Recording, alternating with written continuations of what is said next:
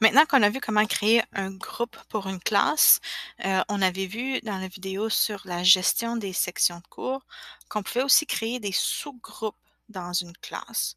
Donc, de la vue enseignant, on va sur gestion des notes et puis dans l'onglet de liste de classes, on vient choisir la classe ciblée. Donc, par exemple, le cours de musique.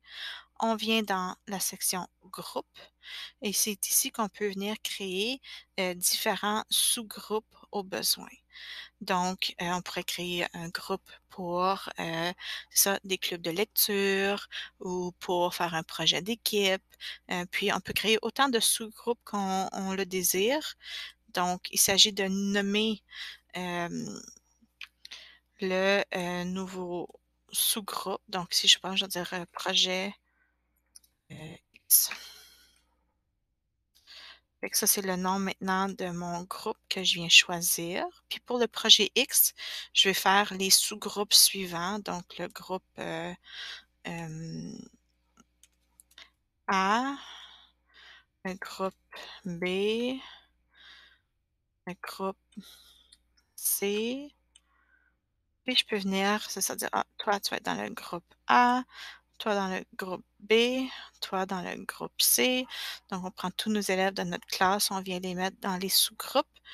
Puis ensuite, on peut, à l'aide du petit engrenage, comme pour la configuration des autres groupes qu'on vient de voir, aller créer le groupe, choisir un petit icône, définir la date de début et de fin pour le projet, par exemple. Ici, ça pourrait être plus court.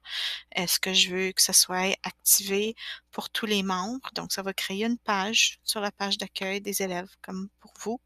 Et puis ensuite, on va l'activer. Est-ce que je veux que ce soit public pour tous les utilisateurs Aspin? Non. Fait que l'étiquette de la page, fait que je pourrais marquer ici projet X. Puis je sais que c'est mon groupe A. Est-ce que je veux des ressources? Oui. Est-ce que je vais activer la connexion? Je clique toujours oui. Et puis enregistrer. Puis je fais la même chose pour les autres sous-groupes selon ce que je désire avoir. Donc, oui, je veux activer la page pour tout le monde. Je veux ici projet X. Si je n'indique pas projet X devant, je vais juste voir la lettre B. Donc, ça fait des fois beaucoup de groupes et de sous-groupes. Donc, c'est bien de bien identifier nos sous-groupes. Puis, etc. Je refais ici la même chose. Je vais activer la page pour ces gens-là. Je veux des ressources.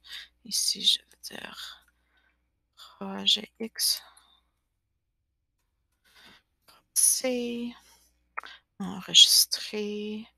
Puis, fait que ce que ça fait de votre page d'accueil, dans votre répertoire de pages, vous avez maintenant vos pages que vous pouvez aller modifier, gérer pour les différents groupes de ce projet-là. Puis, c'est ça, selon la date d'échéance au projet que vous avez mis, les icônes vont disparaître lorsque la date va être terminée. Présentement, puisque les élèves n'auront pas accès à leur page élève ou leur portail élève avant la phase 2, l'utilisation des sous-groupes peut être utile peut-être pour l'enseignant même, mais de créer la page, euh, les élèves n'auront pas accès directement. On peut la partager avec les parents, par exemple, mais c'est juste pour comprendre là, qu'on est limité pour l'accès des élèves puisque leur portail va être seulement disponible à la phase 2. Mais les enseignants peuvent, c'est ça, l'utiliser pour eux ou les parents peuvent aller accéder à l'information de leur côté au besoin. Donc, c'est vraiment là pour vous appuyer au besoin.